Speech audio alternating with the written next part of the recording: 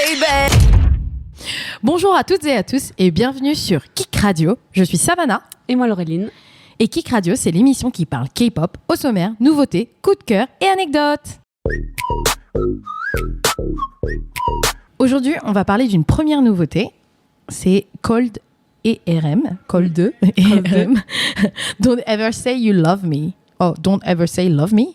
C'est Don't ever say love me. You love me. You love me, oui. Je crois que c'est ça, you love me. J'ai mal écrit. Ok. Tu l'as écouté? Ouais, j'ai pas kiffé. Mais toi, t'aimes trop ce genre de musique aussi, c'est ça ton problème. J'aime bien les trucs sad qui te sont tristes et qui font pleurer.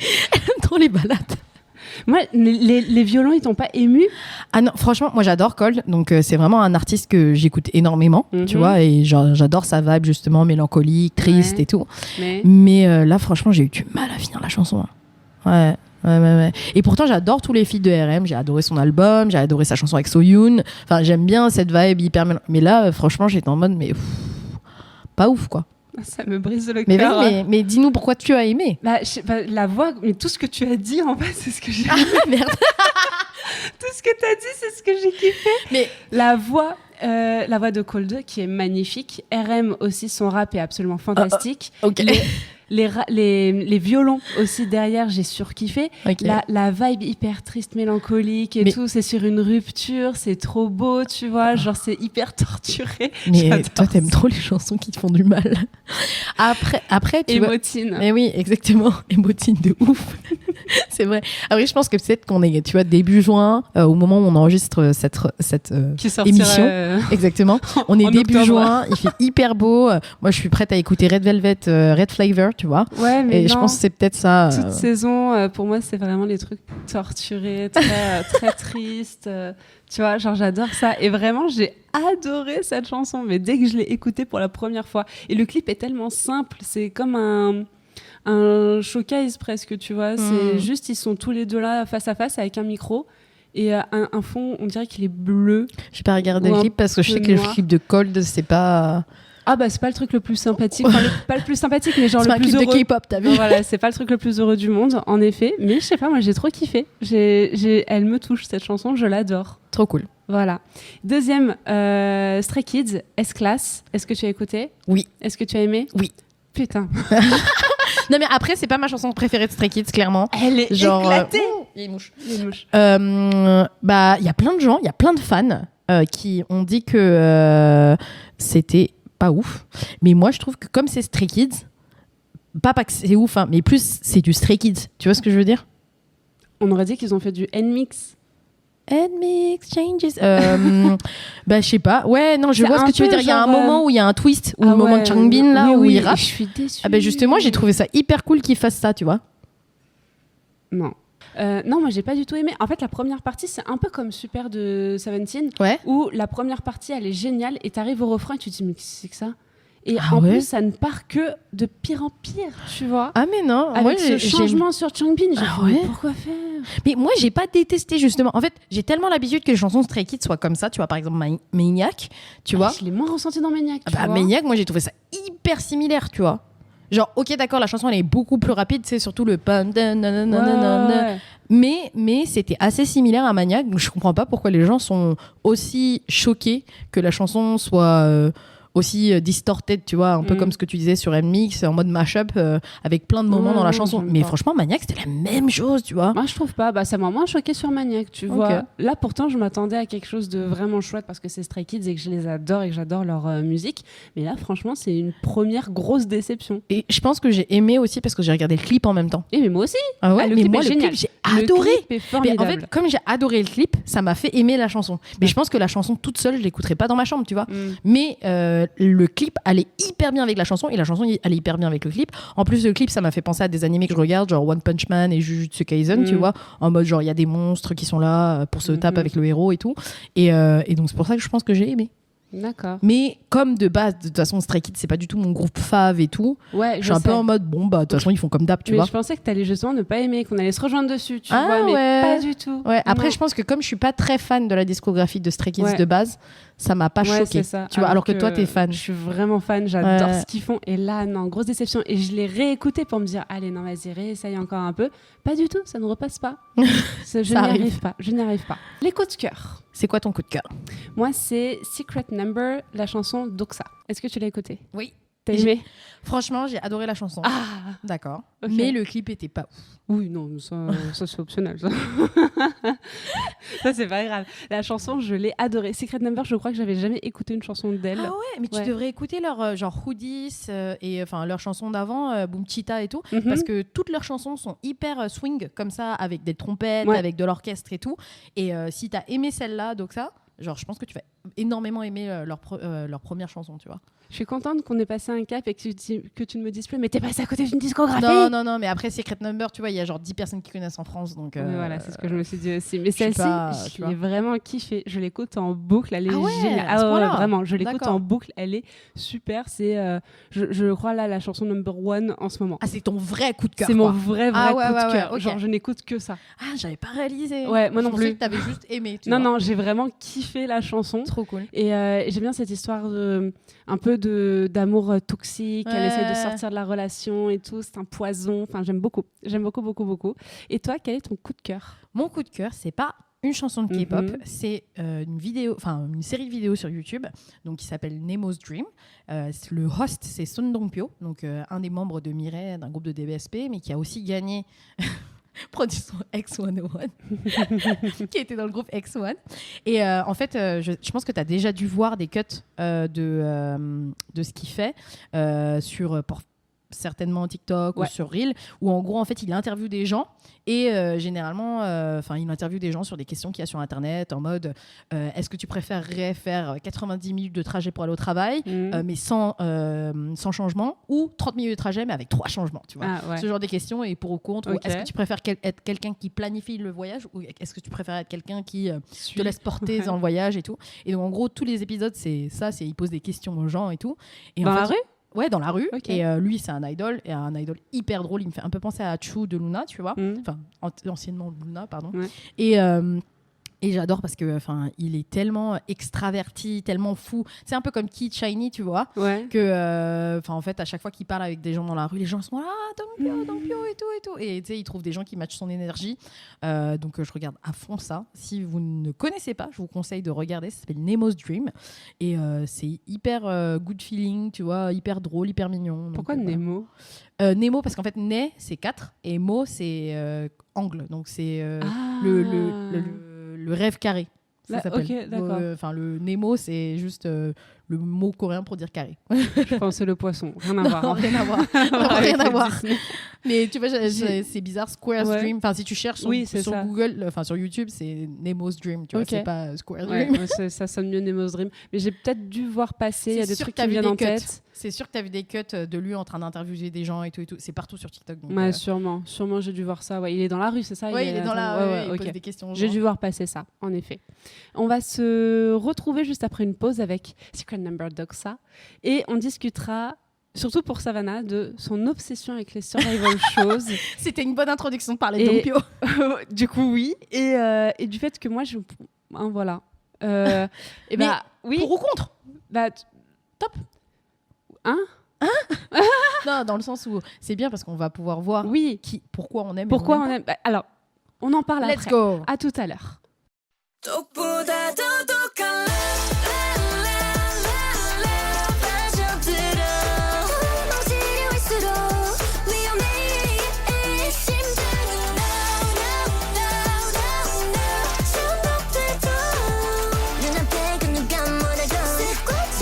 De retour sur Kik Radio. Et le débat d'aujourd'hui, ou plutôt l'échange d'aujourd'hui, c'est quelle est cette obsession sur les survival shows?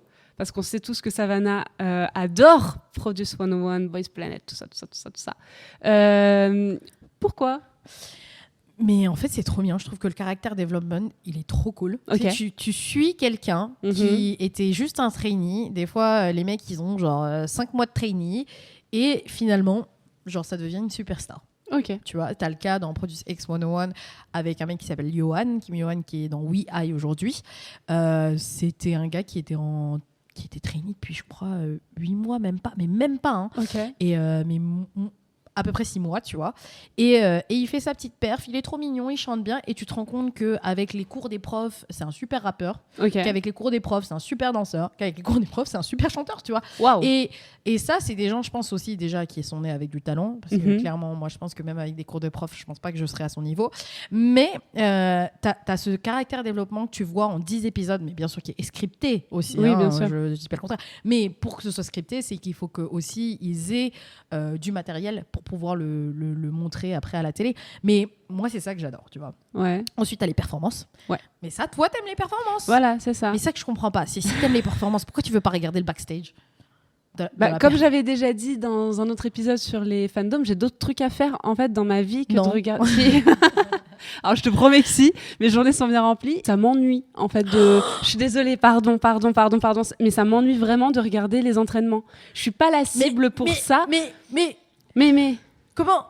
Non mais je sais mais pas. Moi je trouve que c'est le meilleur moment. Tu vois par exemple quand je regarde des survival, tu sais des fois ils postent, ils postent les vidéos et si j'ai pas encore eu le temps de regarder l'épisode, je regarde pas la perf tant que j'ai pas vu l'entraînement.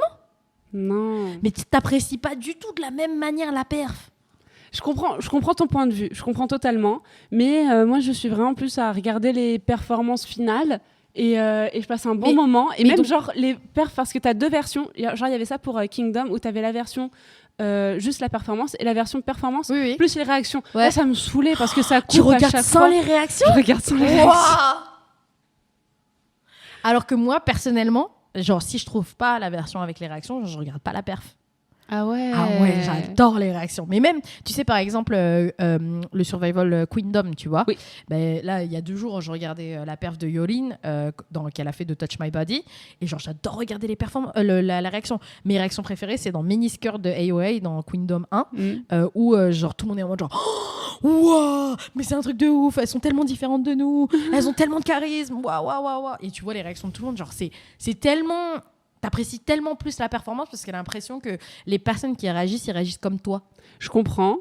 Tu vois ou pas? Je comprends, mais moi, ça me coupe dans justement l'énergie et l'effervescence de la perf, tu vois. Ah oui, on consomme pas du tout le contenu de la même manière. Non, on consomme pas pareil. Je suis choquée. Et je trouve que je suis pas la cible. Autant je peux regarder juste les performances ou après pour les entraînements, je peux regarder les funny moments ou les best moments. Tu vois, des compilations qui sont faites par des fans sur YouTube. Merci à vous. Mais sinon, je vais pas regarder toute l'émission, ça me fatigue. Mais oui, vraiment, mais encore vraiment, je suis choquée. Non mais ce qui est trop bien dans les survival, donc déjà il y a le character development. Je trouve que si tu regardes pas tous les épisodes, genre tu comprends pas comment est-ce que le groupe en est arrivé là, par exemple. D'où les compilations. D'accord, ok, mais les compilations, ça te montre pas en fin de compte genre le travail qu'il y a eu pour que l'idol, tu vois, enfin par exemple là pour Zero Base One et pour Boys Planet, le travail que les idols ont eu pour arriver jusqu'à là, tu vois.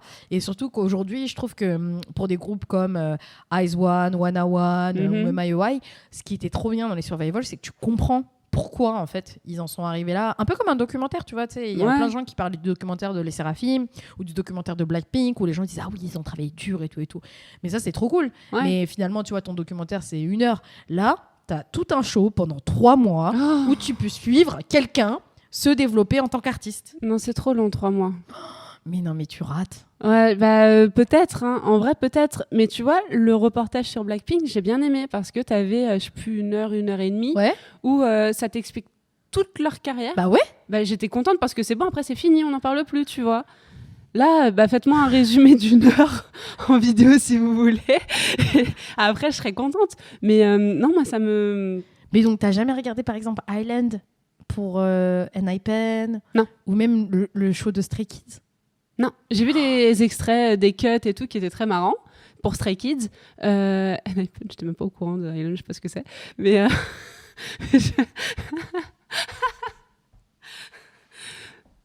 pardon. Mais en fait, juste, ça te permet d'apprécier encore plus les membres. J'entends. Tu vois ou pas? J'entends, mais pour moi, il n'y a pas de différence entre regarder une compilation d'un variety show et une compilation de... Ok, je vais m'arrêter là.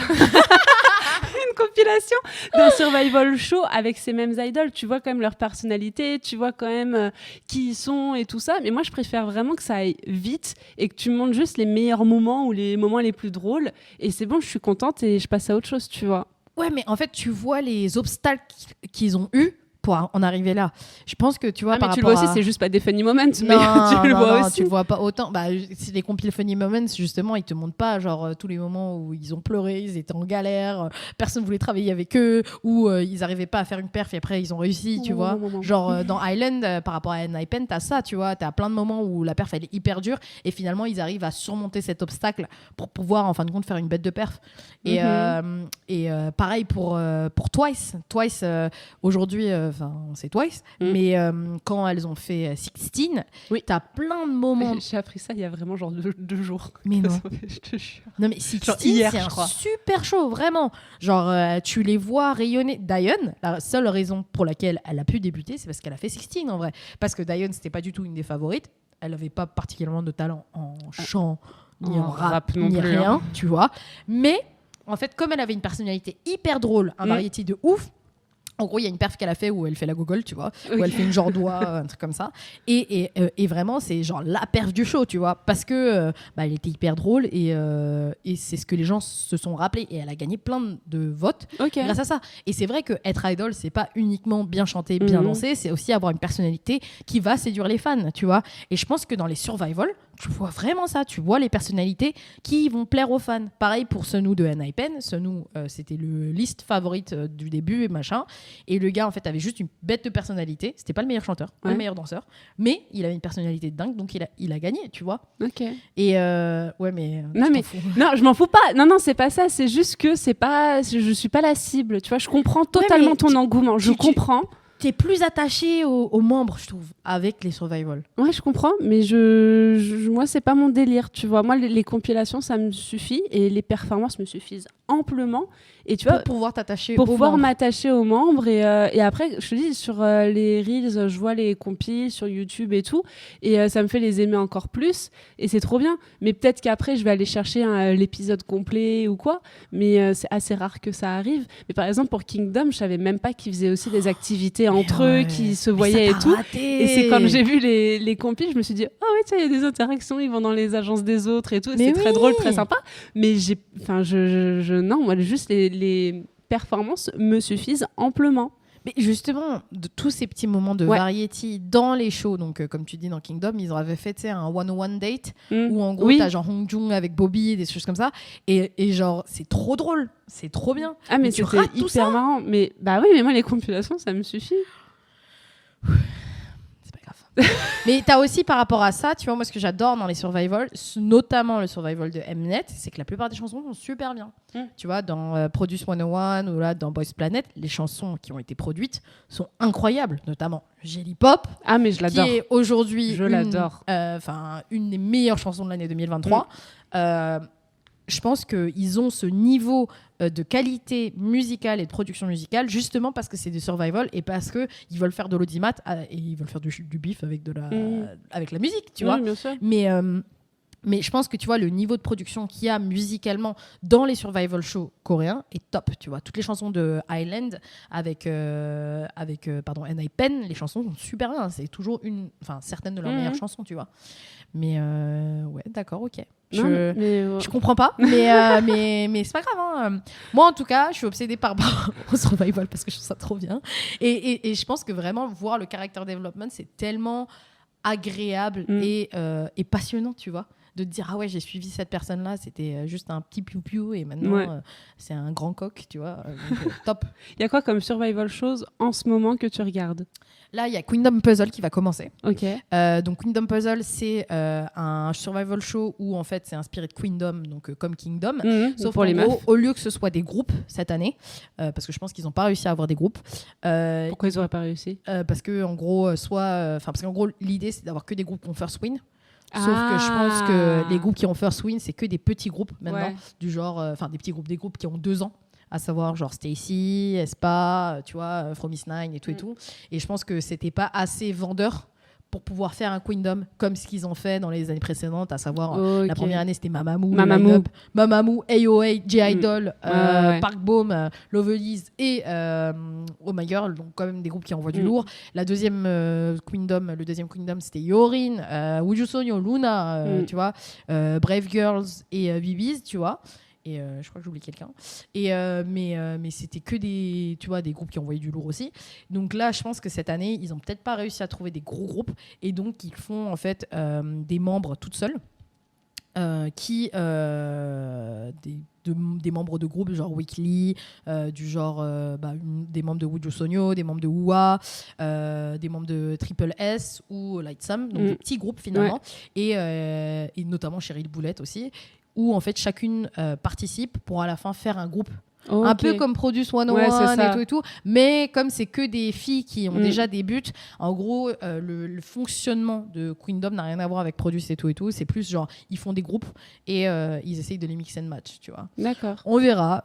Dans tous les cas, je vais saigner ça. Mais on verra si ça sera bien ou pas, parce que c'est la première fois qu'ils font Queendom Puzzle, quoi. Ok, quand ça commencera, tu me dis...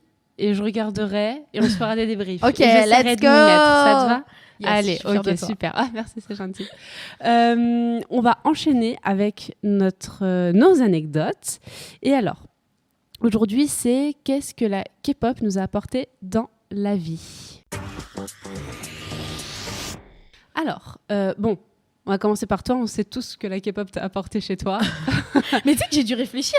Quand j'ai vu la question, je me suis dit, mais qu'est-ce que ça m'a apporté dans la vie? Ah oui, ça m'a apporté plein de trucs. Mais tu vois, le premier truc qui m'est venu à l'esprit, c'était pas Kick Café, c'était genre l'envie de voyager. Ok, d'accord. Hyper drôle, non? Non, mais genre, oui, c'est vrai. La première idée c'est genre les bases, les origines. Ouais, voilà. Gros, Mais tu vois, moi, le premier truc que ça m'a apporté, au-delà de m'être fait des amis, des rencontres et tout, c'était cette curiosité pour la culture coréenne. Je pense que c'est la même chose pour toi. Mais qui m'a donné justement envie de voyager en Corée du Sud, qui est un pays... Au départ, j'étais pas particulièrement attirée par voyager en Corée du Sud. Tu m'aurais demandé quand j'avais 12 ans. Moi, mon rêve, c'était d'aller aux États-Unis, voir les Jonas Brothers, tu vois. Non, mais voilà. La même. Donc, c'est vrai que la K-pop, ça m'a vraiment apporté ça. Et grâce à ça, j'ai voulu aller en Corée du Sud. Ça m'a inspirée pour y aller, pour apprendre le coréen. Mais je pense que le premier truc, tu vois, c'était l'envie de voyager en Asie, dans ce pays-là. Ouais, c'est ça. Non, mais pareil, la même. Et je me rappellerai toujours quand je venais de découvrir la K-pop, où à un moment donné, en cours d'anglais, on nous demande où est-ce qu'on aimerait voyager. Et t'as toute la classe qui est genre vraiment en mode les States, UK et tout. Oui. Et moi, je suis là, South Korea. Et elle me dit, pourquoi faire? Je sais pas, j'aime bien. Je dis, mais pourquoi tu veux là-bas? Mais j'aime bien la musique et tout, c'est cool. Elles sont bien habillées, les filles et tout. Et j'avais en tête le clip de Son Yoshide, G. Ah oui, genre, elles sont trop belles et trop bien habillées, les filles. Moi, je vais aller là-bas. Et c'est vrai que les gens me regardaient avec des yeux, mais pourquoi faire? Ouais, non, mais exactement. Et après, je me suis mise à apprendre toute seule le coréen avec talktomeInKorean.com. Yes. Je pense qu'on a tous débuté avec ça. Ça m'a aussi apporté un truc qui me manquait beaucoup à l'époque, c'est des bonnes notes. Parce que j'étais tellement passionnée par ce que je racontais que j'en devenais passionnante. Et donc, les gens étaient intéressés. Et par exemple, j'étais une quiche. Je ne sais plus si j'ai déjà raconté cet épisode-là, mais j'étais une quiche en espagnol. Et à mon oral blanc, j'ai eu 18 parce que j'ai réussi à placer que j'écoutais de la K-pop. Ah ouais? Et que j'ai réussi à parler de la K-pop. Mais en fait, tu m'avais déjà raconté que tu avais eu des bonnes notes grâce à ça, mais j'avais pas compris que c'était genre dans une matière aussi random que l'espagnol. Aussi random que l'espagnol, parce que ça n'a rien à voir. Hein. Genre, moi, en histoire et en géo, tu devais faire des exposés sur des pays. Ouais. Et genre, j'avais fait sur la Corée du Sud et ça m'avait donné des bonnes notes. Donc, ça, je sais pas, ça a du sens, tu vois. Ouais, voilà. Mais moi, en espagnol ou en communication. Mais comment? Parce que l'oral, il était sur des textes. Oui, en fait, alors c'est très surprenant puisque j'ai commencé avec. J'avais pris comme thème la cárcel, qui est la prison. Où en fait, je parle du texte qu'on a étudié sur la prison et le prof, quand arrive le moment de l'échange des questions et tout ça, il me dit, en espagnol, je vais pas le ressortir, hein, mais est-ce que tu trouves que l'école, la famille, c'est une sorte de prison pour toi? Et je fais claro que si. Et après, il me dit, comment est-ce que tu sors de cette prison? Escucho la música coreana. Et du coup, j'ai enchaîné derrière. Mais genre, trop cool. C'est un monologue et il m'a posé plein de questions. C'est quoi la différence entre la pop coréenne et la pop anglaise? Parce qu'en plus, on avait les débuts de One Direction à ce moment-là. Ah ouais. Et du coup, il me pose plein de questions et on est totalement parti de... Mais t'avais le vocabulaire pour parce qu'en fait, tu avais Talk to me in Korean et tu avais Hablame en coreano. Et du coup, je me suis dit, putain, mais c'est trop bien parce que ça m'apprend et l'espagnol et le coréen. Donc c'est trop cool, tu vois. Mais de ouf, j'étais là, gros cerveau. Et j'ai pu trouver, mais d'un coup, je parlais hyper bien espagnol.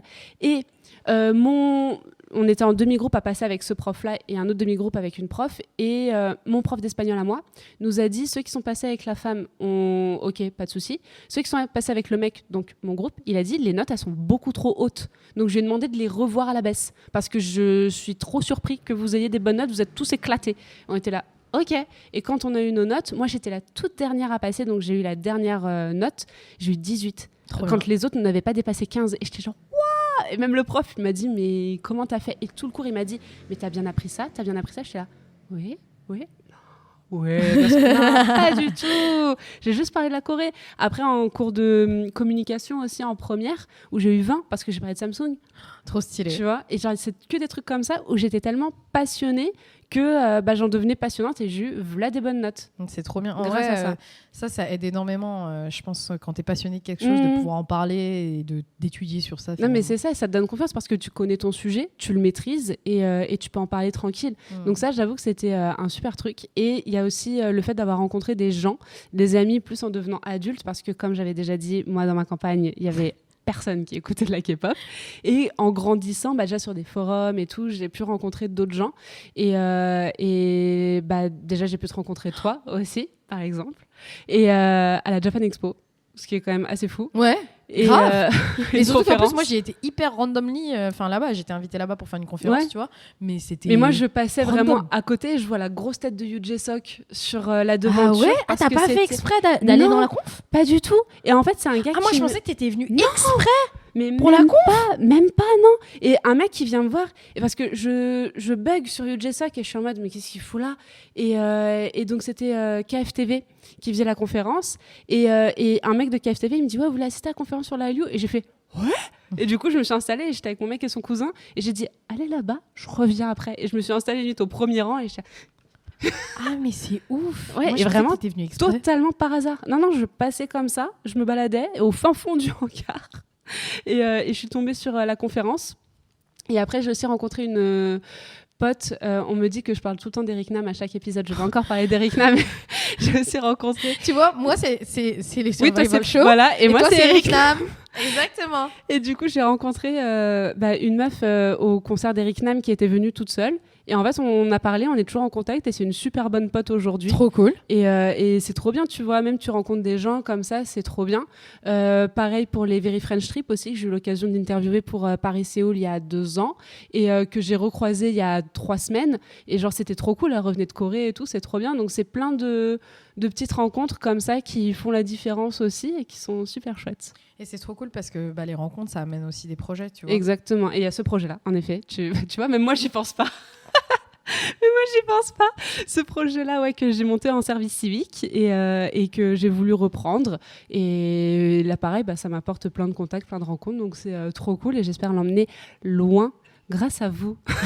Grâce à vous. Mais au-delà de ce projet, je pense que tu as aussi un autre truc, c'est que ce projet, ça t'apporte aussi l'alliance entre deux passions que tu as, entre la K-pop et aussi la radio. Je pense que les gens qui nous écoutent savent pas à quel point tu es passionné par monter ta propre web radio et monter ton propre... médias finalement, c'est ça, exactement. De la radio. Et alors là, vous nous écoutez, mais vous pouvez aussi nous regarder sur Paris-Séoul TV. Et parce qu'on filme, hein, on n'a jamais fait d'annonce. Oui, c'est vrai. À aucun moment on en a parlé, de dire au fait. Mais en effet, là, du coup, je peux allier la radio, la vidéo et la Corée, donc c'est trop cool. Et non, c'est trop bien. Et puis on a des retours hyper positifs des gens, donc c'est trop chouette.